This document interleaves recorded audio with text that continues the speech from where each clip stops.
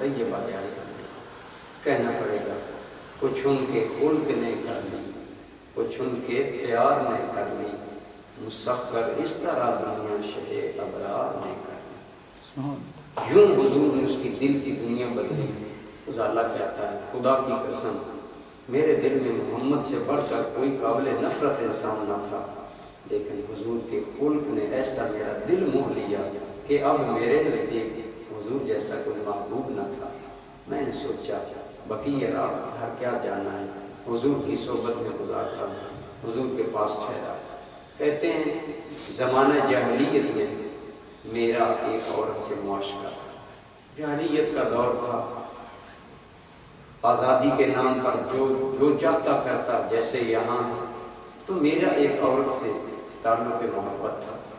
کہتے ہیں پہلا دن میرا اسلام کا تھا، اتفاقاً میں اس گلی سے جا رہا ہوں، اس عورت کا گھر اس گلی میں، اتفاقاً وہ باہر نکلی، اس نے مجھے دیکھ لیا تو میرے انتظار میں کھڑے ہوئے، لیکن میرا حال یہ ہے کہ میں نے ایک نظر تو اس کو دیکھا، لیکن اس کے بعد نظر چھوٹ گئی۔ میں جا رہا ہوں، جب اس نے دیکھا کہ میں اس کے پاس سے آگے گزر گیا، اس نے آگے بڑھ کر میرا دامن پکڑ لیا، کہنے لگی فضالہ ہمارے تعلقات محبت میں مجھ سے کون سی بے وفائی ہوئی ہے کہ آج تم میری جانب دیکھنا گوارا نہیں کرتا، آج آنکھ ملانا گوارا نہیں کرتا۔ فضالہ کہتے ہیں میں نے دامن کو جھٹکا، اس سے دامن چھڑایا، بس اتنا جواب دیا قد اسلمت لیلا، میں تو رات سے مسلمان ہو چکا۔ کیا مطلب تھا؟ میں تو رات سے مسلمان ہو چکا، یعنی میرا دین اسلام ہے۔ اسلام کا مطلب ہے اللہ رسول کے حکم پر گردن جھکا دینا، اور جب میرا اللہ اور میرا رسول مجھے تجھے دیکھنے کی اجازت نہیں دیتا تو میں کیسے تمہیں دیکھ سکتا تھا؟ قد اسلمت لیلا، میں تو رات سے مسلمان ہو چکا۔ کتنا سچا اسلام تھا کہ ایک دن ہوا مسلمان ہوئے، لیکن اطاعت شعاری اور اطاعت گزاری کا یہ عالم کہ خواہش نفس تو چاہتی ہوگی کہ تیری محبوبہ ہے اور ایک تیرا اس سے راہ رسم و محبت ہے، اس کی لاج ہی رکھتے ہوئے ایک نظر دیکھ لیا جائے یا آنکھ ملا لی جائے، لیکن کہتے نہیں میں اسلام لا چاہتا، مجھے میرا اللہ اور میرا رسول اس کی اجازت نہیں دیتے۔ جی ہے برادران ذی قدر، ان الدین عند اللہ الاسلام، حقیقی ضابطہ حیات کا طریقہ زندگی اللہ کے حضور میں قابل قبول یہ ہے کہ زندگی کا کوئی موڑ ہو، بندہ مومن اللہ رسول کے حکم پر اپنی گردن جھکا دے، یہی اسلام ہے۔ اور یہ جذبہ جس انسان کے اندر جتنا زیادہ ہے اتنا وہ کامل اور سچا مسلمان ہے۔ آج آپ لوگ دیار غیر میں رہ رہے ہیں، ہماری یہاں ذمہ داری کیا ہے؟ ایک مسلمان اپنی ذات میں اللہ کی اطاعت کا نمونہ ہوتا ہے، اس کی ذات اللہ تعالیٰ کی اطاعت کا ایک لوگوں کے لیے نمونہ ہوتا ہے، تو غیروں میں جب آدمی رہتا ہے تو گویا وہ اپنے دین کا نمائندہ ہے۔ لوگ اسلام کو ہمارے ذریعے پہچانیں گے، تو کہیں گے یہ مسلمان ہیں، ان کا کردار کیسا ہے، ان کے کردار سے ان کے دین کو، ان کے اخلاق کو اور ان کے مذہب کو پہچانا جائے۔ تو برادران ذی قدر، دیار غیر میں جب کوئی بھی مسلمان جاتا ہے تو اس کی ذمہ داری اور بڑھ جاتی ہے کہ وہ اسلام کا نمائندہ ہوتا ہے، وہ اسلام کا ترجمان ہوتا ہے، اس کی ذات اسلام کا ایک نمونہ ہوتی ہے، گفتار میں، کردار میں اللہ کی برہان۔ بندہ مومن کیا ہوتا ہے؟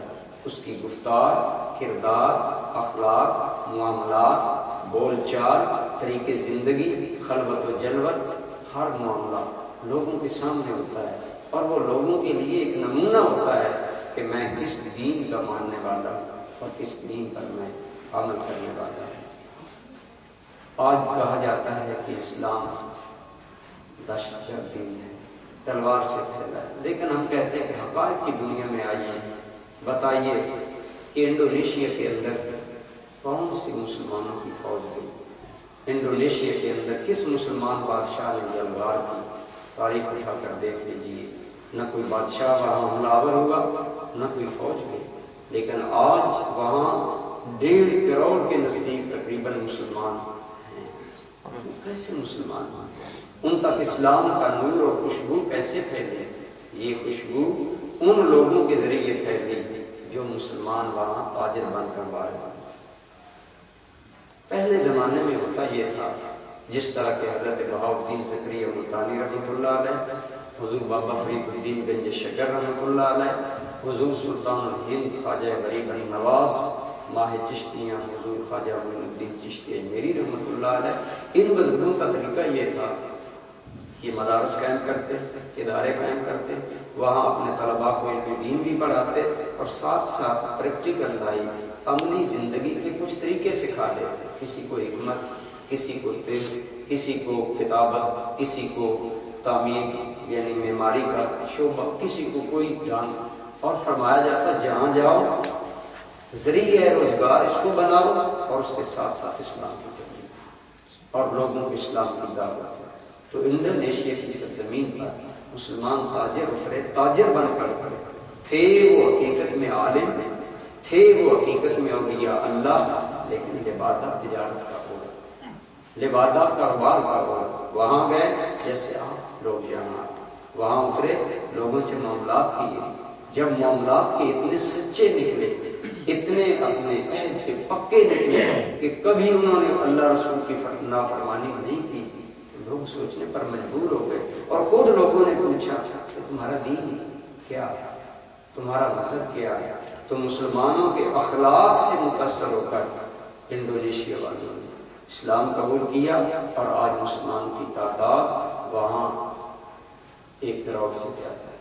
تو یہ مسلمانوں کا وہ سچا کردار ہے جو ایک غیر معاشرے میں، ایک مسلمان دوسرے معاشرے میں حقیقت میں اسلام کا نمائندہ ہوتا ہے، یہ اپنے کردار سے ثابت کرتا ہے کہ میرا کردار کیا ہے۔ حضرت بایزید بستامی کا نام نامی آپ نے سنا ہوگا، یہ ایک اللہ کے ولی تھے، آپ کے پڑوس میں یہودی رہتا تھا، رات کے وقت اس کے گھر سے بچے کے رونے کی آواز آئی، آپ نے اپنے خادم کو بھیجا، دیکھو کہ کیا وجہ ہے۔ اس نے آ کر بتایا کہ یہودی اس کا شوہر جو ہے، عورت کہتی ہے میرا شوہر باہر گیا ہے کسی کام کے لیے اور وہ کافی دن باہر رہے گا، اتفاق یہ ہے کہ آج ہمارے چراغ میں تیل نہیں ہے، اور میرے بچے کی عادت ہے کہ وہ اندھیرے میں سوتا نہیں ہے، روشنی میں سوتا ہے، اب چونکہ اندھیرا ہے بچہ اس لیے رو رہا ہے۔ حضرت بایزید بستامی رحمۃ اللہ علیہ نے فرمایا چراغ میں تیل ڈالو، بھر کر تیل کے ساتھ چراغ اس کو دیا، اور کہنا کہ جب تک تیرا شوہر واپس نہ آئے یہ چراغ تم استعمال کر۔ چراغ دے کر آ گئے، چند دنوں کے بعد یہودی جب واپس آیا تو اس کی بیوی نے حضرت بایزید کا یہ اخلاق، یہ محبت، یہ مربت، یہ اس نے خل بیان کیا۔ دونوں آئے، دونوں نے آ کر شکریہ ادا کیا کہ آپ کی مہربانی کہ آپ نے ہمارے بچے کا احساس کیا، ہمارے ساتھ شفقت کی، آپ نے ہمیں چراغ دیا۔ حضرت بایزید نے فرمایا قرآن کریم اگر آپ پڑھیں تو بندہ مومن کوئی نیکی کرتا ہے وہ دنیا کے لیے نہیں کرتا، اللہ کے لیے کرتا۔ ان صلاتی و نسکی و محیای و مماتی للہ رب العالمین، کہو کہ میری نماز، میری قربانی، میرا جینا، میرا مرنا سب میرے اللہ کے لیے، وہ راضی ہو جائے اور کوئی مقصود نہیں۔ حضرت بایزید نے فرمایا ایک اور مقام پر آتا ہے کہ اللہ کے بندے کسی سے نیکی کریں تو وہ کیا کہتے ہیں انما نطعمکم لوجہ اللہ لا نرید منکم جزاء ولا شکورا، ہم نے جو عمل کیا اللہ کے لیے، ہم نہ جزا کے طالب ہیں نہ شکریہ کے طالب ہیں۔ جب میاں بیوی یہودی آئے، حضرت بایزید رحمۃ اللہ علیہ نے فرمایا کہ شکریہ کی کوئی ضرورت نہیں، یہ میری ذمہ داری تھی۔ انہوں نے کہا آپ کی ذمہ داری کیسے؟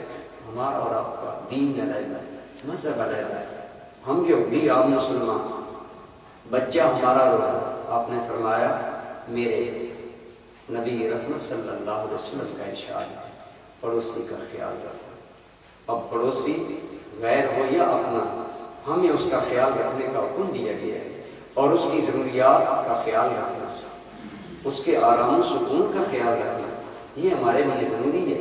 ہمارے آقا نے پڑوسی کے بارے میں اتنا ارشاد فرمایا کہ فرمایا مجھے خدشہ ہو رہا کہ کہیں جبریل پڑوسی کو میرا وارث نہ قرار دے۔ اس حد تک تو فرمایا میں